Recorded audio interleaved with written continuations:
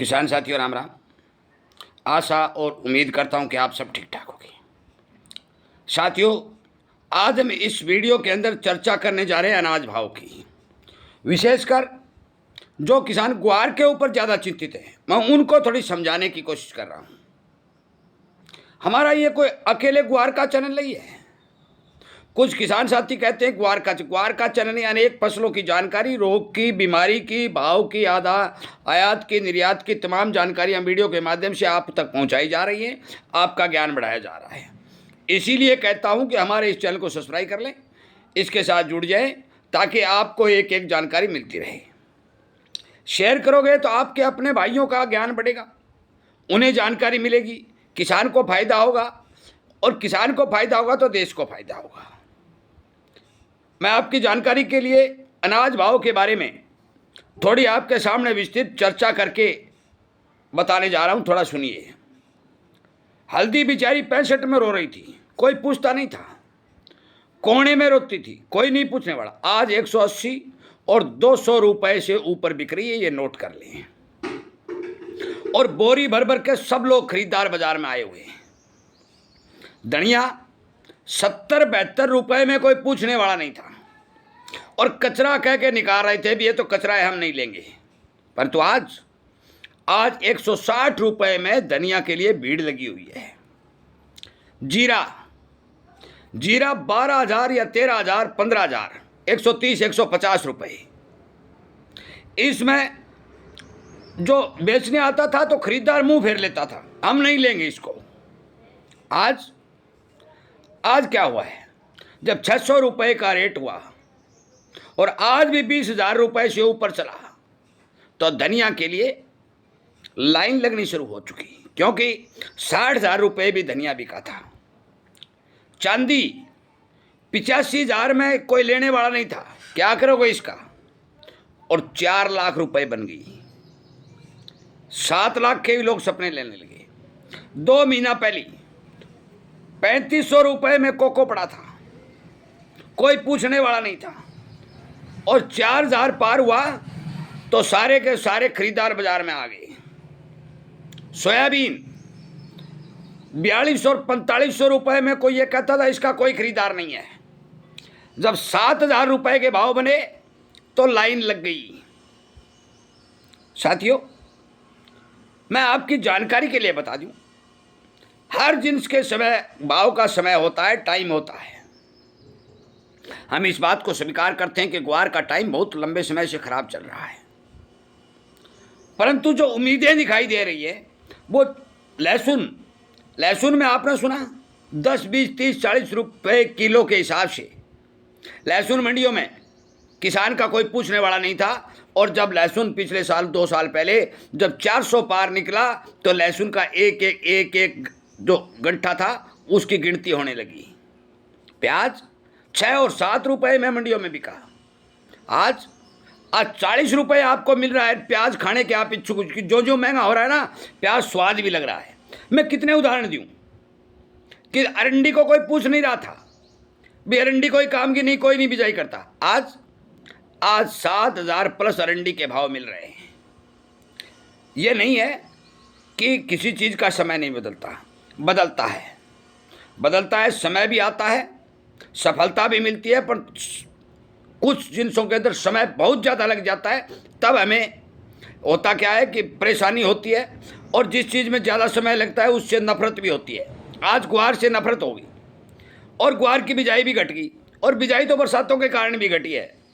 बाकी ग्वार के अंदर जिसको नुकसान हुआ है वो ग्वार का नाम भी लेना नहीं चाहता। अब ग्वार की कहानी सुनो। आज भाव ग्वार 6,000, सब मुंह बना रहे हैं। 6,000 रुपए का नाम लेते हैं तो ग्वार के ऊपर इतना बड़ा मुंह हो जाता है, हम नहीं लेंगे, इतने भाव ऊंचे हैं। लेने वाला ऊंचे बता रहा है। पर थोड़े दिन बाद यही अकेला यदि धनिया वाली, लहसुन वाली, सोयाबीन वाली इस लाइन में यदि आके खड़ा हो गया तो फिर इसका क्या होगा? कभी आपने इस बारे विचार किया है?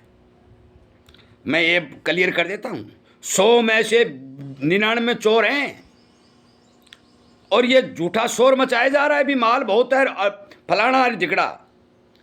और अभी भी मैं कहता हूं ये भारत देश है, यहाँ यदि एक बाबा टिल्ले पर बैठ जाएगा और झाड़ा लगाने शुरू कर देगा तो आधी दुनिया वो बाबा ही ठीक कर देगा, डॉक्टर के पास जाने की जरूरत नहीं है।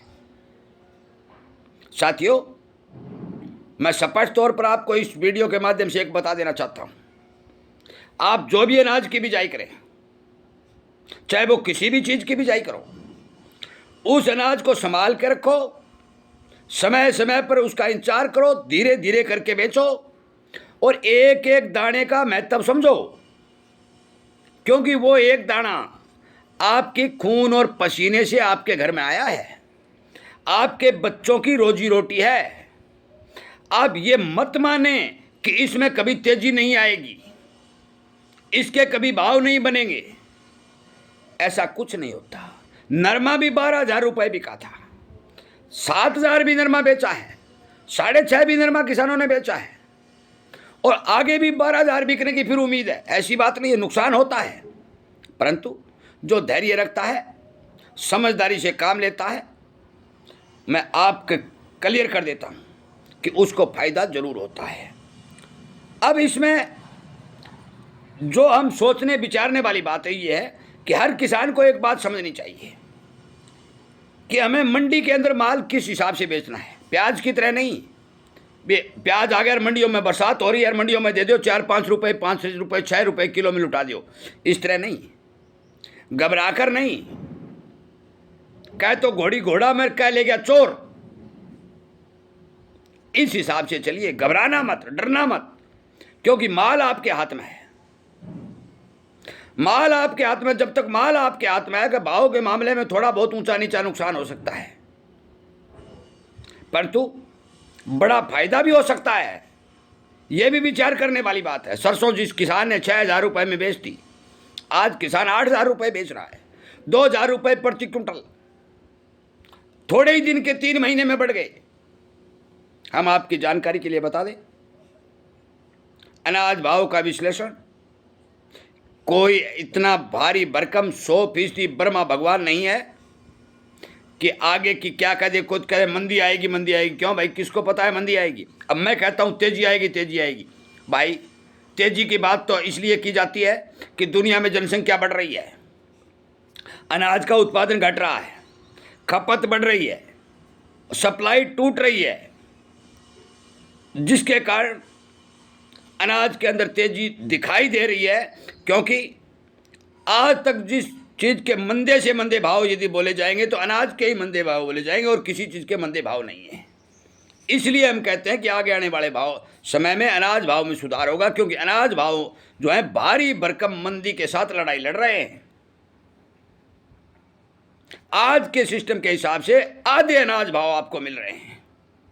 जो महंगाई बाजारों में देखने को मिल रही है, अनाज भाव आपको उनके आधे मिल रहे हैं। इस आधार पर हम कह सकते हैं कि हमें पूर्ण रूप से विश्वास है कि जो जो समय निकलेगा अनाज भाव आगे बढ़ते रहेंगे। मंदी किस आधार पर बोल रहे हैं, ये बात हम आपके कमेंट के माध्यम से सुनना चाहते हैं। जो हमारा वीडियो देख रहे हैं, देखें, वो बताइए भी मंदी किस आधार पर बोली जा सकती है। तेजी का हम सबूत दे सकते हैं, मंदी का सबूत आप दीजिए। वीडियो शेयर करिए, ज्ञान बढ़ाने के लिए हमारे चैनल के साथ जुड़िए, किसानों को जगाइए और अपना हक प्राप्त कीजिए। आपका बहुत बहुत धन्यवाद।